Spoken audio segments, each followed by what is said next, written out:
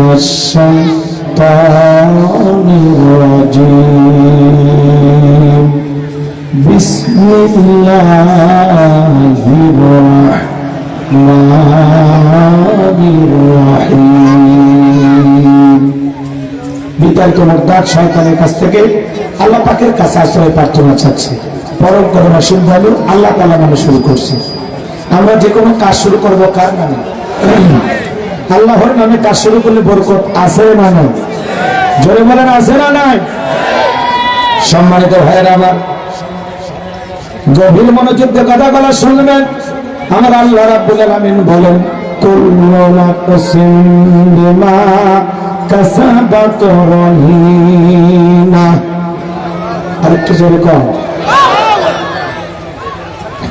আচ্ছা, কোন কারণে কি আপনারা বিরক্ত? আওয়াজ দিচ্ছেন না কেন?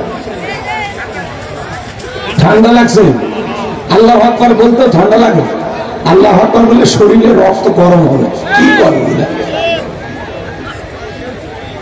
কুল্লু নাফসিন বিমা কাসাবাত রহিনা। আল্লাহু আকবার।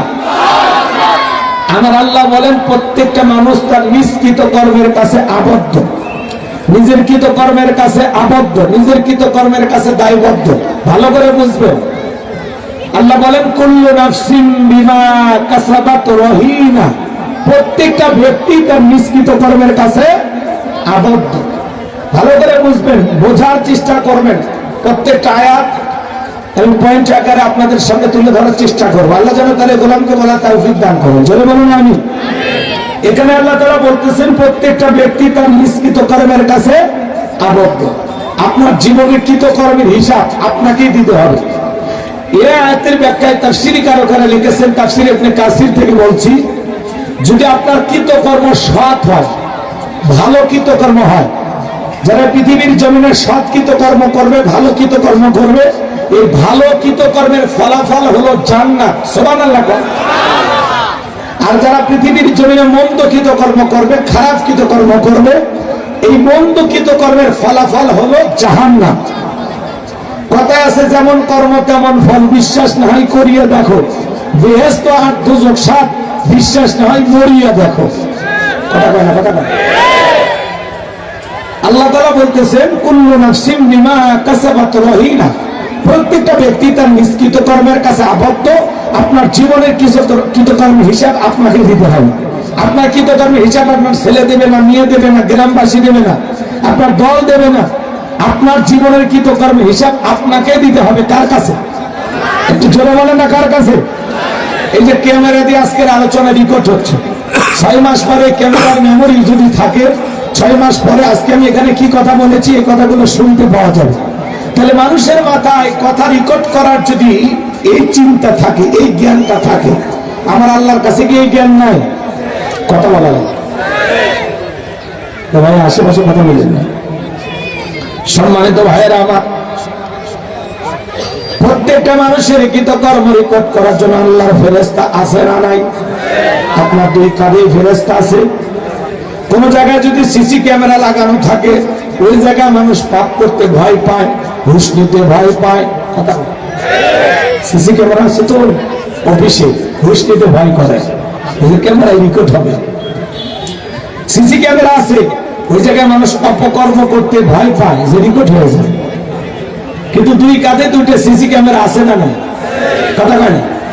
কিরামান কাতিবিন ইয়ালামুনা মা তাফআলুন।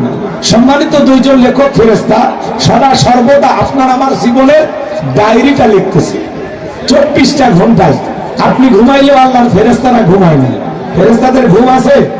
গোসল করে, খাইতে যায়, বউ বাচ্চা আছে, কিচ্ছু নাই। ওদের কামই হলো আপনার আমার ডিউটি করা। আপনি দিনের আলোতে রাতের আধারে গোপনে প্রকাশে যা করতেছেন, ফেরেশতারা আপনার আমল নামে সেটাকে লিপিবদ্ধ করে রাখতেছে। সম্মানিত ভাইয়েরা আমার, গভীর মনোযোগ দিয়ে শুনবেন। আমার আল্লাহ রাব্বুল আলামিন বলেন, মা ইয়ালফিজু মিন কাওলিন ইল্লা লাদাইহি রাকীবুন আতীদ। বান্দা এমন কোন কথা বলে না, এমন কোন কর্মকাণ্ড করে না, যা রেকর্ড করার জন্য আমার ফেরেশতারা নাই। আপনার দিনের আলোতে রাতের আধারে গোপনে প্রকাশে যা করতেছেন, জবান দিয়ে যত কথা বলতেছেন, যা কৃতকর্ম করতেছেন, একটা রাষ্ট্র পরিচালনা করতে সরকারে যদি ডিবি থাকে, গোয়েন্দা বাহিনী থাকে, সিআইডি থাকে, আল্লাহর সিআইডি আছে না নাই? আল্লাহর ফেরেশতারা আছে না নাই? আপনি জীবন দশায় যা যা করতেছেন আপনার কৃতকর্মগুলো আল্লাহর ফেরেশতারা রেকর্ড করে রাখতেছে, লিপিবদ্ধ করে রাখতেছে। কঠিন কিয়ামতের ময়দানে আল্লাহ তাআলা মানুষের আমলনামা তার হাতে ধরিয়ে দিবে, হাতে ধরিয়ে দিয়ে বলবে ইকরা কিতাবা, আজকে তোমার কিতাব তুমি পড়ো, তোমার হিসাব দেওয়ার জন্য তুমি নিজে যথেষ্ট। মানুষ তখন নিজের আমলনামার কিতাবটা পড়বে আর আশ্চর্য হয়ে বলবে মা লিহাযাল কিতাব লা ইউগাদিরু সগীরাতাও ওয়ালা কাবীরাতান ইল্লা আহসাহা। এসব আশ্চর্যজনক একটা কিতাব যেখানে ছোট কথাও লেখা বাদ যায় নাই, বড় কথাও লেখা বাদ যায় নাই। আপনি জীবনে যা যা করেছেন প্রত্যেকটি কথা এর ভিতরে লিপিবদ্ধ করা আছে, রেকর্ড করা আছে, লেখা আছে, ডায়েরি করা আছে। মানুষ তখন নিজের আমলনামা পড়ে নিজে অস্বীকার করে বলবে আল্লাহ এইটা মানে আমার আমলনামা না, ফেরেশতারা মানে আমার নামে চালিয়ে দিচ্ছে। দুনিয়াতে 2 নাম্বারি করা স্বভাব, কিয়ামতের ময়দানে একটু 2 নাম্বারি করার চেষ্টা করবে, কথা বলে না? তখন আল্লাহ কি করবে জানেন? আমার আল্লাহ তখন বলবে বান্দা এতক্ষণ এত হিসাব দিলাম, ফেরেশতার সাক্ষীও মানলেন না, তোমার নিজের আমলনামার ডায়েরি কিতাবটাও মানলেন না, এইবার তাহলে বুঝতে পারতেছি তোমার অবস্থা খারাপ। তখন আল্লাহ রাব্বুল আলামিন কি করবেন? আল-ইয়াওমা নাখতিমু আলা আফওয়াহিহিম ওয়া তুকাল্লিমুনা আইদিহিম ওয়া তাশহাদু আরজুলুহুম বিমা কানু ইয়াকসিবুন। আল্লাহ তাআলা তখন বান্দার মুখে মোহর লাগিয়ে দিবে। তখন বান্দার হাত বান্দার বিরুদ্ধে কথা বলবে, এই হাত দিয়ে দান করেছেন বলবে, যাকাত দিয়েছেন বলবে, কথা বলবে, ওযু করেছেন বলবে, এই হাত দিয়ে একটা পথচারীকে রাস্তা পারাপার করে দিয়েছেন বলবে, অন্ধ ব্যক্তিকে সাহায্য করেছেন বলবে, এই হাত দিয়ে দুনিয়াতে যত ভালো কাজ করেছেন আপনার হাত সব আপনার পক্ষেই সাক্ষী দেবে। কিন্তু এই হাত দিয়ে আবার কার ওন্না ধরে টান দিয়েছেন, কার বুকের সাথে জড়ায় নিয়েছেন, কার পুকুরের বিষ দিয়েছেন, কার গাছের ফল চুরি করেছেন, এই হাত দিয়া কার পেটের বাগান, ফলের বাগান, পিয়ারার বাগান, কলার বাগান কেটেছেন, কথা বোঝেন নাই? এই হাত দিয়ে অকাম বদকাম যা করেছেন, কার খেরে ফেলে আগুন লাগিয়ে দিয়েছেন, কার ধান চুরি করছেন, কার আলু চুরি করছেন, এই হাত দিয়ে কার দোকানের টাকা লুটপাট করে নিয়ে গেছেন, এই পৃথিবীর জমিনে হাত দিয়ে যত অপকর্ম করছেন আপনার হাত আপনার বিরুদ্ধে সাক্ষী দিয়ে দেবে। আপনার হাতকে ঠেকানোর ক্ষমতা নাই, আপনার পা আপনাকে সাক্ষী দেবে। এই পা দিয়ে হেঁটে মসজিদে গেছেন নাকি সিনেমা হলে গেছেন, মাহফিলে আসছেন নাকি যাত্রার প্যান্ডেলে গেছেন, এই পা দিয়ে হেঁটে হেঁটে কোথায় গেছেন, পা আপনার বিরুদ্ধে সাক্ষী দেবে। শরীরের অঙ্গ প্রত্যঙ্গ আপনার বিরুদ্ধে সাক্ষী দেওয়া শুরু করবে। ভালো যা করেছেন তাও বলবে, মন্দ যা করেছেন তাও বলবে, একটা বেশিও বলবে না, একটা কমও বলবে না। জীবন দশায় যা যা করেছেন সবটাই সে বলবে। এখন ভাবেন আপনার সাক্ষী আপনার সাথে, কথাটা এক করতেছেন। এই জন্য আল্লাহ বলতেছেন কুল্লু নাফসিন বিমা কাসাবাত রহিনা, প্রত্যেকটা ব্যক্তি তার নিষ্কৃত কর্মের কাছে আবদ্ধ, প্রত্যেকটা মানুষ তার নিষ্কৃত কর্মের কাছে দায়বদ্ধ। আপনার জীবনের কৃতকর্মের হিসাব আপনাকেই দিতে হবে একদিন। কার কাছে? জোরে বলেন।